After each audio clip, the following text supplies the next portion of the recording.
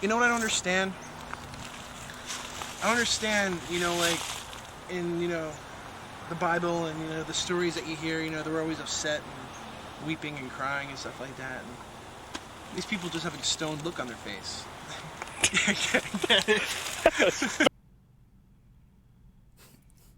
Sure. Sure, yeah. You know what I love so much about that? What? Hang on, let me pull this back up real quick. Just the idea what I don't that understand? Okay, yeah. just the idea that we would be watching this in a theater. Oh, sure, right, yeah. No, yeah, this was this wonderful, 200-seat theater. This is what's playing. This is the theater we regularly see movies into. Right, exactly. You can't tell, but in the seat there is oops, go back in. There we go. You can kind of see Laura a little bit, in the second or third row seat on there. So when you were watching this movie, August Underground, how much were you just wanting to go back to work? Just wanted it the whole time, because I working on the movie, it comes out on Friday, next Friday, not the 26th. Uh-huh. So we're getting the last little bit of deliverables there, and okay, so I need to watch this movie because we're doing this review tonight. Yeah. So I was like, okay, I'm going to set the computer over here to render out one thing, and then I'll make myself lunch, and I'll sit down, and I'll, okay, whatever, we'll watch this stupid movie. So yeah, I've got my lunch, I'm ready, we hit play, and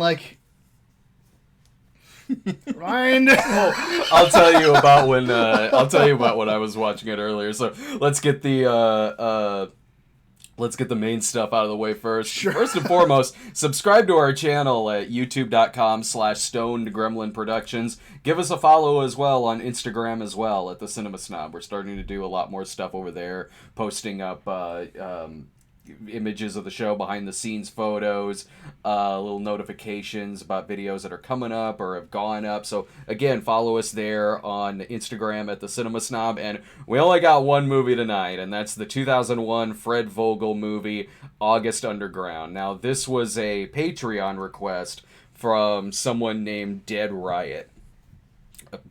Maybe that's Fred Vogel. I don't know. But thank you very much, Dead Riot, for honestly, this is good. No, it's good that they're getting us these. We love getting to expand our horizons. And also, I'm assuming more people will probably watch us talk about this than talk about Score. So I'm like, you know what? True. Thanks, Dead Riot, for suggesting August Underground to us. And if you want to suggest a movie for us to review as well, become a top tier contributor over at Patreon. That's patreon.com/thecinemasnob. We've been doing a lot more of these lately where we're doing the requested reviews. Last week we did an episode on the film score documentary called Score, and that was a really fun video to do. So these are cool to do, and I'm always curious what movies people want us to see, and in which case a movie like this. Plus, check out the Snob episode as well. This went up on Monday. That's right, the melodrama won the Patreon poll. So watch the 1984 romance film with Karen Allen called Until September, which turned out to be way creepier than any other movie that was on that poll. So technically, I think the horror film won. And speaking of horror film, give us also... Really, I think August Underground might be the third creepiest thing I watched this week, because there's Salty, the Singing Songbook. That went up today on DVD-R Hell, so check that out. Plus, after the review, we'll be showing another clip from the movie. Some of you might have already seen this clip, but we're going to go ahead and show it again after the review. This is for our movie, Another Cinema Snob Movie, which is coming out on video and on demand on July 26th. You know what? Oh no! It's like, wait, did you have to think about it? I've got Singing Songbooks on my mind, and, right, and creepy French guys from Until September. This August Underground thing. Yeah. And we will be answering the super chat questions as well. I saw at least one or two in there before we even went live. So, right. So to get your questions or comments read on the show after the review, as always, contribute over to our super chat section. And let's go ahead and get this out of the way. Let me go ahead and show another clip right here. This is another clip from the shot on video found footage, I guess you call it. August Underground. That's the movie we're going to be talking about. So let me go ahead and show another clip of that, and we'll be back to talk a little bit more about it. It's a new low, man. Hey, so what do you think you're doing? What? Cut that. You're buying that, I hope. No. What do you mean you know? Then give it to me. It's not yours. Get out of here, man. Hey, Oh, leave him alone. Dude, I already left. I'm gone. That's right, pal. That's right. You're out of here. Come on, you're out right now. I'm catching your ass. Okay, the chat is telling me simulated snuff is, I guess, the category. The for genre of this film. The genre of simulated this snuff movie. films. I could be. Look, the clips that I got pulled up, which is like 4, are really the only footage I can show Pretty of this. much, yeah. Like, there's really no still shots I got pulled up for this or anything. And yeah, I got a few clips, but they're kind of, again, like I said, really. They were even talking about that in the chat before. Before we even went live, where they were like, I don't know, what is he even going to show in this movie? Well, it turns out, really not much. This is the kind of movie that I probably would have done about 8 or 9 years ago as an episode of the Cinema Snob on the blip days, when I could a little bit get away with doing an episode on a movie like this. I've heard of this movie before. I've seen it pop up in the comments a lot, and other places as well. Oh, did I forget my damn cough drop again? Oh well. So anyway, how else am I going to talk about this movie? Oh, thank God. There you go. How else am I going to talk about this movie without fresh breath? That's right. So, one of the earliest conventions that we did, way early on, like maybe, I don't know, 09, 10, something like that. These guys were at. Oh yeah. Yeah. The August Underground people. They were like us, where they, I think, just like paid for a table and were there with their DVDs and everything, and other, like, Fred Vogel movies is the guy who co-wrote and directed this movie. They were a couple tables down from us. I didn't really talk to them that much, I mean, because it was a pretty busy weekend, but they seemed like they were having a good time. They seemed nice enough. They seemed like, oh yeah, they're probably hitting up a few parties after this. Right, yeah. Which, I mean, well, this is in the day where we were doing the same thing. This is in the days where we were probably filming stuff like Drunk Brian. And then taking care of him the next day. So, you watched this movie before I did. Yeah. By like a couple hours. I think we both watched it today. Oh yeah. Man. So, look, as far as the plot of this movie goes, all you need to know is, like, it's just a fake snuff film. That's snuff. What it is. You know, there really is no plot. Like what I not. was thinking about this when I was watching it, towards when I was like continually clicking to the progress bar to see, like, good God, how much more of this is there? Well, see, that was your mistake. You never do that. That just makes it go longer. It does make it seem long, because I was like, I want to get back to work. Like, you know, I want to go. I got stuff to do. Like, this isn't going anywhere. You know, how much more of this? Oh my God, there's 30 more minutes. You know, like, so that was. I think because, like, as much as I joke, I checked at one point too. Yeah. Because I was holding off for a while. I'm like, I'm holding off long enough to where I'm not gonna click on it and it's only gonna say I'm like 15 minutes in. Right. Yeah. So I was holding off long enough, but when I checked, it said there was about 30 minutes left, and I had the same reaction. I'm like, whoa, man, I thought we were maybe like 15 minutes towards the end or something. Oh, that's what I get for hitting pause. Right, yeah. Well, but what it honestly felt like, because, found footage movies have been a thing since before the early 2000s, you know. So, that's right when they really came into vogue. But the thing is that, like, there's no, like, plot, there's no point. I mean, I don't even know if we ever actually heard their names. You know, there's just like the killer and the guy behind the camera. Like, if you look on IMDb, so like, you don't know who they are. You don't know why they're doing this. You don't know really even other. I mean, they reference that they're near New Jersey at one point. So like, what it honestly felt like was I was a juror and I was watching evidence.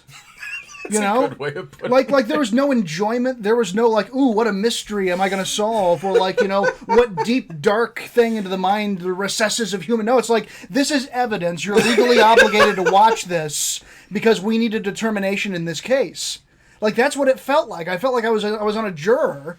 And I was like, well, shit, I have to watch this. And I mean, like, I have to watch it because it's my job, because I have to come talk to you about it. I don't know, not guilty. the camera work's a little fuzzy. It could really be anything. It could be anybody. Is that Jonah Hill? Right. But like that's the thing, is that since there's no like plot, there's no characters, there's no point, there's no nothing. It's just like, here's just, this is all we found from the killers is this videotape. So you need to watch it and determine, how many people they killed or something. That's better than what I got. I was watching this movie thinking, like, this is like Violent Shit meets Bang Bus. Yeah, because this is the kind of movie that, I mean, I'll get into. This is one of those films where just the stories about sitting there watching it are better than talking about the actual movie. Right. I'll get into that in a second, but this is the kind of movie that it's critic proof. Like, it really is, because anything negative that I could say about this movie is kind of the point of the movie. You know what I mean? Like, sure. I could sit here and say, like, oh, well, yeah, the quality's bad, whatever. Like, there's not much of a script. It's just, there's no narrative, really. It's very nihilistic. The violence is treated as very cold and distant, and it's certainly joked about a lot. But, again, that's what it is. It's about these two serial killers who make a snuff film, and that's what you're watching. Yeah, it's nihilistic. Yeah, there's no structure or anything like that to it. It's the kind of movie that, like Violent Shit, where to sit there and watch it, it's really not my thing as far as I love exploitation movies, but not.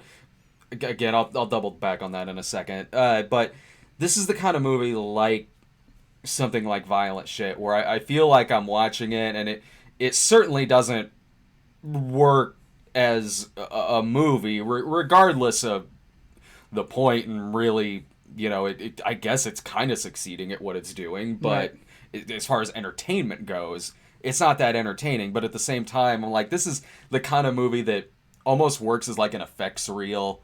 Like, whoever did the effects or the makeup or the gore would take it and use it to maybe try to get a job somewhere else, or because that's what it's a gore film. It's gore porn. Like, you're watching it just for the gore, and that's all. And as far as that goes, the gore's fine, the makeup's fine, the movie is shot like it's kind of shot like something we would have done in high school.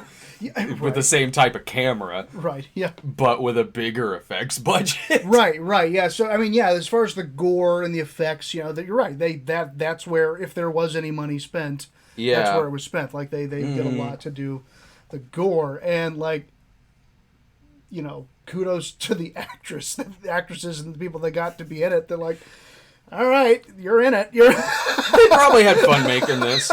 Maybe, yeah. I mean, I remember the kinds of things that we used to do that had a bit more plot than this. But the thing is that's the point. Is it has plot. I mean, even like exploitation movies, like there's still like a revenge plot or something. Yeah. I mean, sometimes. I mean, not always. It's not always any good. But like, feels like there's something to it. Like I never got any sense of these guys think they're doing this. Or these guys want to... No, it's just... Here's just two guys just randomly killing people. And that's what it is. And I know that's what it is, but it's like, that's not... It's not for me, really. Like, it's... Like, I don't know if you... Like, this is something you'd probably put on at, like, a Gorehound party or something like that. But watching it, it's just... Because I do love exploitation movies. Of course I do. I built a whole show out of it. Between, I grew up watching stuff like, whether it's the American exploitation movies, like the Herschel Gordon Lewis movies, or the Italian ones, like the Lucio Fulci films. Right. This kind really isn't so much... Like, I can chalk a lot of this up to, like, it's really not my thing as far as, like, an exploitation flick goes. Because, yeah, certainly, a lot of movies, whether you're talking about New York Ripper or 2000 Maniacs or Cannibal Holocaust or a movie like that, like, yeah, of course they're advertising how shocking they are. Of course they're advertising, how controversial the movie is. Zombie was passing out barf bags when Fulci's Zombie got released. So, of course, a lot of them advertise stuff purely about shock value and things like that. But those movies, like, yeah, while that's certainly a thing that might bring someone in, there's still humor to like a Herschel Gordon Lewis movie. There's Right. still Fulci movies are heavily stylish. Sure, like you can sure, get wrapped up in the style, the plot, the music, a lot of different things as far as a Fulci movie goes. And yeah, the gore is really good too. A lot of really iconic gore shots, like the eyeball scene in Zombie. You know, like yeah, they're advertising certainly that they are very controversial and shocking, but Of course, they're of making course. I mean- they are making a movie. A movie like this and the genre that this is more like we're making something shocking and disgusting and vulgar. The end. Right. It's not. That's not really my thing. Honestly. No, because again, like, you know, if it was a, you know, revenge movie or something Yeah. like that, or you know, some type of thing that had a recognizable character who was trying to do something, even if it was something evil, even if Sure. it was something that you didn't want to happen, you didn't want to see them succeed, but they're doing it, they're an anti-hero or something like that. You're right. If it's a good story and has other elements, you can bring in that shock and say, oh, this is the most shocking, you know, violence you've ever seen.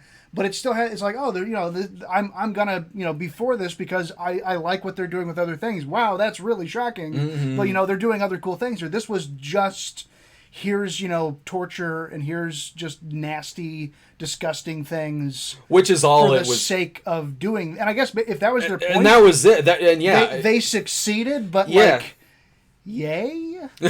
You know, I mean, Sure. like, that's the thing is that like you succeeded, but like. it succeeded because the movie's not supposed to have any kind of narrative. It's not supposed to have anything in terms of any real kind of character development. It just is what it is. He Right. set out to make a fake snuff film, and that's what he did. I mean, and watching it, to watch it though is like the most painful thing about it is really just. 'Cause it's a long 70 minutes, man. Yeah. It is. Like, if you're just sitting there watching it as a movie, good luck. Yeah. I mean, you know, I could pull up another clip. I mean, you know, they do some things in here. Like, there's some dialogue. Sleep is for the weak. You need to go out, have fun. You weren't saying that yesterday. I was tired. You got more sleep than I did. Well, yeah, and this movie is also 2001 as hell. Yeah. So when I was watching this, Laura watched it with me, and so, but I mean, it was kind of funny because I'm sitting there with just like a bowl of like ramen and rice, just like you like, sit there. The first scene is this naked woman tortured with her nipple cut off, and later they're feeding her shit and all kinds of different gross things are happening. I'm sitting there just kind of like, well, I mean, this is what I'm doing with my evening. Laura is sitting next to me. She's desensitized to all this kind of thing too. So while all this torture, this like nipple slicing and all of that is going on in this movie, Laura's sitting next to me also like eating her leftovers and just pauses again while all this violence is going on, just pauses and goes, I think the restaurant used a different cheese this time. This is just, it's not as good. And I go, really? Let me try it. And I'm like, oh yeah, that is a different cheese. Yeah, I don't know. That does taste kind of off. And then anyway, back to this August Underground thing that we're watching. She was saying some funny stuff during this movie, man. I like, when the movie, let's say, ends. This isn't a movie that ends. This is a movie that just stops. When it was that part with the guys or with those hookers, I think that they were, and they're dancing around naked, Laura goes, so Ryan watched this? And I'm like, oh, yeah, he watched it a couple hours before I did. He texted me just ... And then she goes, do you think his wife walked in on him watching this? And I'm like, well, like, I mean, she knows, For the record, she's walked in on some weird stuff on my computer screen, and I'm not just talking. I mean, like work stuff. Yeah, that's what I said. I was like, you probably think it's like work stuff. I mean, unless Ryan's sitting there with his dick hanging out, like then that would be a little, more awkward than normal. But no, it's just this was I have like about 4 or 5 different monitors set up from all the different Yeah. things that I work on, and this was on one of the monitors while the others were working on other things. So, So were some you of the weird movies I've worked on in the Yeah. years, and like there was a time we had we had my office was in the bedroom. So Yeah. like, you know, she's been trying to get ready and doing stuff while I'm working on like Alien Monsters or other like bikini movie or things like that. So she doesn't always approve of it, but she's like, whatever, do your job. Yeah. And then, like, it gets to one point in the movie. It's when, with that one girl that they're torturing for, like, the first half hour of this movie. Like, that's what this is. Like an American version of the guinea pig movies. So, like, in the first half hour, when, like, all of this is going on, they start, like, making fun of, like, her stomach and things like that. Laura's sitting next to me, and Laura's like, Laura's just like, oh, come on, she's not that fat. Later on, when they're doing the same thing to some guy that they've kidnapped, Laura's sitting there and just going, the two guys holding the camera are fatter than they are. Right. I'm laughing and I go, yeah, that is the most horrific thing here. Not really the torture or the violence. Right, yeah. Definitely the body shaming. Well, right, yeah. I, as you're thinking, yeah, they're like, oh, you're kind of fat. As this girl's like naked for, you know, and I'm like, you know, first of all, that's just kind of mean because end of the day, like she's an actress and she's sitting there and she's being naked for you, so you know you don't have to actually be mean. So, we hurt bodies, not feelings. that's right. That's right. Man, yeah, I mean, like, I remember certainly, like, when we were young and we made that movie, Sadistic Bitch, that... That was still a revenge film.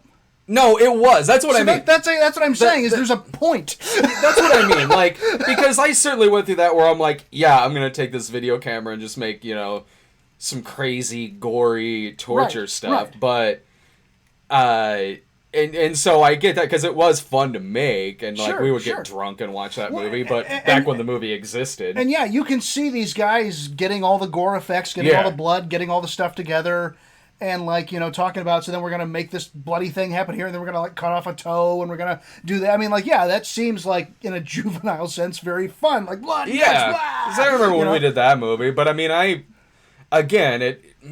it's chalked up to more my taste. It's like I made that movie a dark comedy. I mean, there was, you know, it wasn't because I do. It's not even that I don't like shot on video movies, because that would be insanely hypocritical of me. True. It's like 90% of my movies.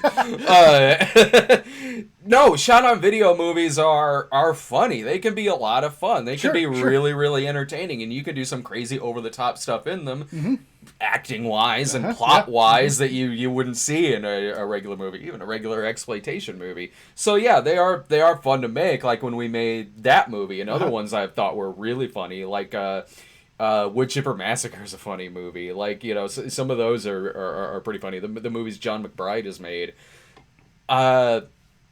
This is just kind of in a category of things that I would see in like the early 2000s, that there was that like line of movies where the titles were all changed to sound sort of like I Spit on Your Grave, like I kinda spit on your grave, or, you know, like they would I Spit on Your Grave 2, TOO, or whatever, and then you'd watch them, and it'd mostly be, not that it would just be like this necessarily, where it's just really just a fake snuff film and that's it, nothing more or less, but a lot of those were kind of just a reel of gore, and that's it, nothing else. A lot of like heavy metal music playing too, which actually happens in this too, where the movie just stops. Actually, if this movie has anything in common with an old 70s like American exploitation movie, it does stop about halfway through to suddenly show a concert. Right, yeah, some weird kind of like mosh pit concert thing that looks like it's in like a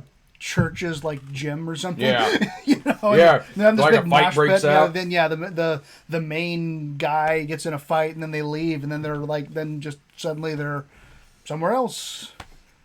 It brought us back to the gruesome flashbacks of frosted tipped hair.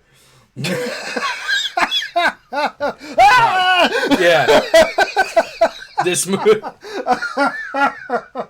The real horror from the early 2000s. This movie's more early 2000s than a Jackass movie. Yeah. And even that shit's great. Like, that's what I want. This combined with like the humor and the humor and the charisma of something like Jackass. Sure, right. That's yeah, what I want. Yeah. All right, let me show one more clip. Only for no reason, really. Only because I pulled it up, so I might as well show it. You did the work. Sure, I mean, we had to sit through this. Yeah. You get to sit through it too. Yeah. Just throw them in there, and that dehairs them. And on the other side over here. What do you do? Is it fire? The dehair thing? Or? No, it's just really hot water. And it gets tossed around in like a, it's like a dehair. I don't know how to explain it. It's got like razors and stuff. Just toss them around and dehairs them. And they toss them out of this table here. Because of course they go to a slaughterhouse in the movie. Why wouldn't there be a slaughterhouse in this film? It's deep symbolism is what it is. Like, Deep, deep symbolism. if this is the early 2000s equivalent of Faces of Death, then of course there's going to be a slaughterhouse in there. I'm surprised a Nazi didn't show up at one point. Maybe they did. Well, that's maybe what's in the sequels, because there are like 3 of these movies. Of course there are. I mean, they cost like what, $1,000 to make? Sure, you can make. I don't videos know. you I want. mean, I'll bet.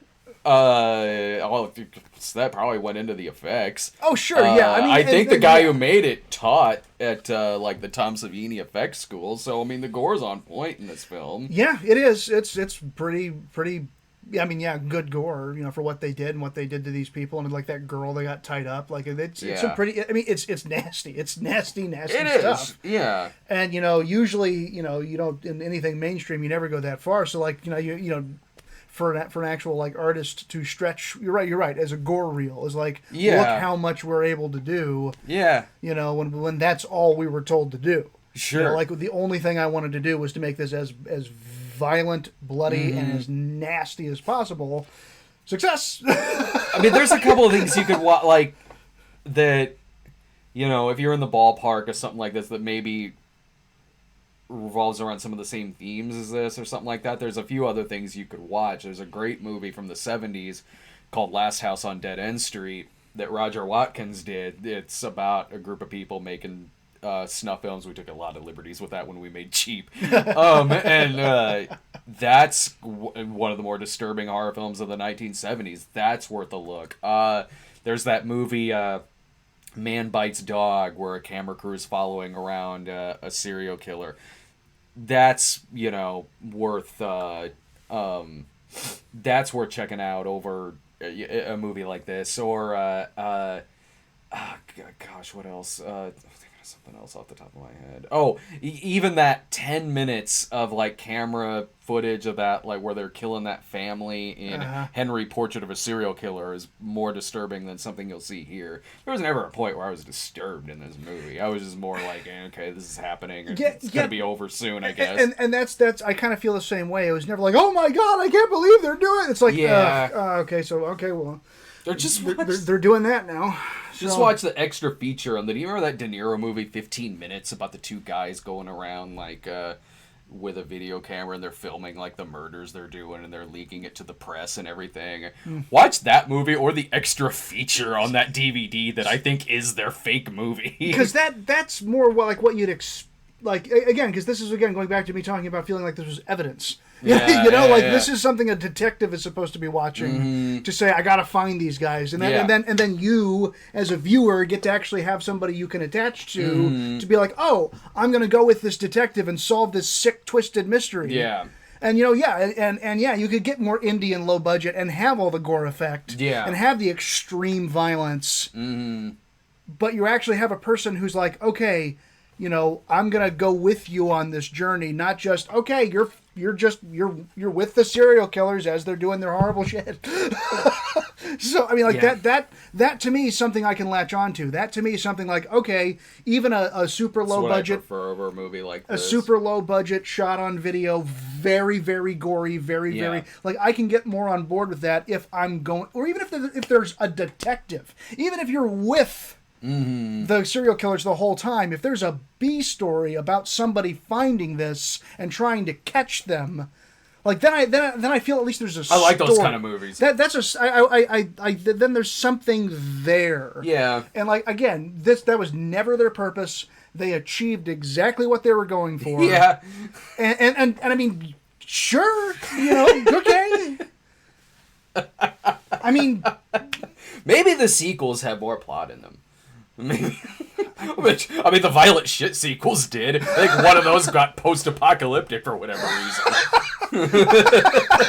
Well, I mean, they took this, or like they tried to shoot this at festivals or something like that. Oh, there was. I'm glad you brought that up. Yeah, because there was some behind the kind of like with the guinea pig movies. Like there was a thing where like the director was arrested, like in Canada, because they found this and like where they arrested him for trying to transport obscene material or something like that. That's I mean, he was let go, but. Yeah, I think they maybe thought it was an actual snuff film. I'm not sure. So this film played at a festival, but nobody picked up Jesus Bride. I told you we should have kept in the 20-minute scene of them all chopping off their balls. Right? When you're right, you're right. We should have put that in there. See?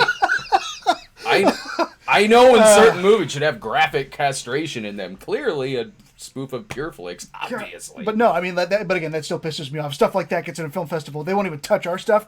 Yeah, but we weren't submitting to the same festivals.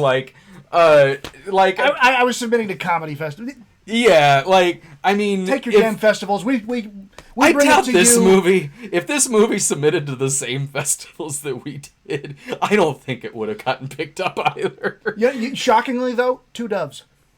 Oh, we got 2 doves? Well, we got 0, but that's because there is the part where they're in the... they see the Jesus statue. Yeah, when they're in the graveyard. So, they're talking about the crucifix and everything. It's a very religious film. Oh, my God, yeah. So that's August Undergrad. Yeah. Thank you again, Dead Riot, for the suggestion on that. And again, if you want to submit more suggestions for us to watch, be a top contributor... top tier contributor over at, let me find it real quick, over at Patreon, which is patreon.com/thecinemasnob. We got a bunch of different levels on there, and the higher the tier you go, you also get the ones that are underneath it as well, so you can see early videos, because we do put our snob videos up there early, like until September. That was up there early. The one for next week will probably be up there early as well. We do polls over there. And again, if you're on the top tier level, which I think a few people still are at this point, you can suggest movies for us to watch on here, like we just did with August Underground. All right, did we get any super chats in there? Yeah, I believe we got one down here. 2, actually. Oh, right on. Dale, this was from before this was a couple hours, I think, before we ended up going live, or about 40 minutes before. He goes, "This may be traumatic, but this will be so cool." I hope our review didn't traumatize you. Well, Gay Jesus sent us $1. Thank you very much. Thank you very much, Gay Jesus. Yes. You're great in this film. Dale again. Why don't you do a snob short film like August? I'm making a movie like August Underground. It's not the kind of. I mean, yeah, it's like a parody. I would parody a movie like this. Yeah, absolutely. Yeah, I would. That actually might be kind of fun. Right. Yeah. Milk some comedy out of the August Underground movies. Exactly. Yeah. That would be. But then again, there'd be a point to it. Because it's trying to make a joke. Like, make my own fake snuff film. I'll get arrested when I cross the lines out of Springfield. Are you trying to transport illegal material into Chatham? Right, yeah, the Chatham. Who isn't? You won't believe what they're bootlegging. Alright, well, that was August Underground, people. We only got one movie coming up for you this Friday, and that's The Lion King. But we're going to be up in Chicago all weekend, so we're going to review it up there in Chicago. So I'm not going to have my equipment with me or anything like that. So I think it's just going to be pre-recorded on the phone, unless I can maybe try to work out something. But regardless, it'll be up Friday anyway, whether it's live or pre-recorded. So subscribe to thank you, Shanahan Harding, for the $1 super chat. Thanks a million. yeah, thanks to everybody who submit to Patreon and contribute to the super chat. That helps us out quite a bit. So again, thanks a million for helping to support the channel. And you can also support the channel by subscribing over to youtube.com/Stoned Gremlin Productions, and you can follow us on Instagram as well at the Cinema Snob. We've been posting a lot more stuff over on Instagram lately, so definitely give us a follow over there, and we will see you on Friday. Thanks a million, everyone.